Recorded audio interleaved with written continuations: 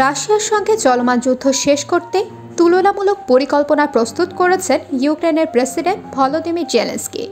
ইউক্রেনের রাজধানী কিয়েভে স্লোভেনিয়ার প্রেসিডেন্ট নাতাশা পির্ক-মুজারের সঙ্গে সাক্ষাৎ করেন জেলেনস্কি।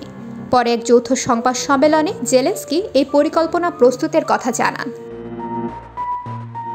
জেলেনস্কি বলেছেন, চলতি বছর শেষ হওয়ার আগে রাশিয়ার সঙ্গে কিভাবে যুদ্ধ শেষ করা যায় সে বিষয়ে একটি তুলনামূলক পরিকল্পনা নিয়ে কাজ করছেন তিনি জানান, যুদ্ধ শেষ করার লক্ষ্যে আমাদের এমন একটি পরিকল্পনা প্রস্তুত করা অত্যন্ত গুরুত্বপূর্ণ। এমন একটি পরিকল্পনা প্রস্তুত করতে হবে যা বিশ্বের বেশিরভাগ দেশ সমর্থন করবে।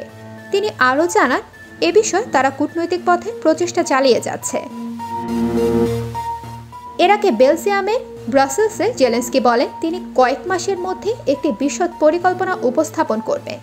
ইউক্রেনের সামরিক ও বেসামরিক প্রাণহানির দিকে ইঙ্গিত করে তিনি বলেছিলেন, আমাদের কাছে খুব বেশি সময় নেই।